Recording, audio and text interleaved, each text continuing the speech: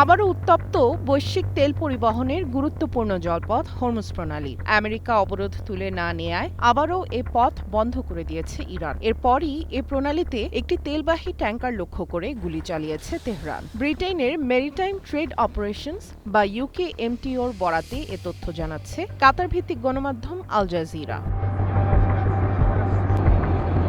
গণমাধ্যমটির প্রতিবেদনে জানানো হয়, IRGCর দুটি গানবোট থেকে ট্যাঙ্কারটি লক্ষ্য করে গুলি চালানো হয়। কোনো ধরনের আগাম সতর্কতা ছাড়াই এই হামলার ঘটনা ঘটেছে।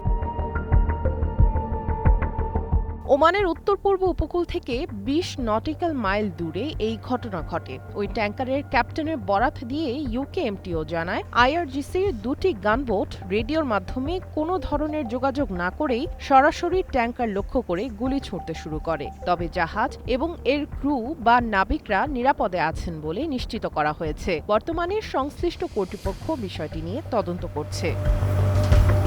বাংলাদেশে এলো এই প্রথম টাচলেস আরএকে সেন্সেশন ওয়াটার ক্লোজেট।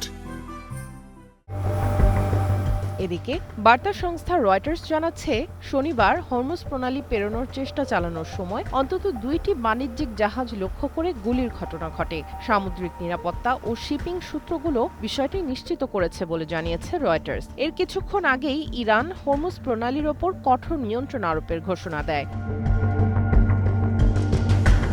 বেশ কিছু বাণিজ্যিক জাহাজকে ইরানের নৌবাহিনী থেকে পাঠানো রেডিও বার্তায় বলা হয়েছে, বিশ্বের এই গুরুত্বপূর্ণ জ্বালানি পরিবহনের পথটি আবারও বন্ধ করে দেওয়া হয়েছে। বর্তমানে কোনো জাহাজকে এটি অতিক্রম করার অনুমতি দেওয়া হবে না বলেও বার্তা দেওয়া হয়। যুদ্ধের আগে বিশ্বের মোট তেল বাণিজ্যের প্রায় ৫ ভাগের ১ ভাগ এই সংকীর্ণ জলপথ দিয়েই সম্পন্ন হতো।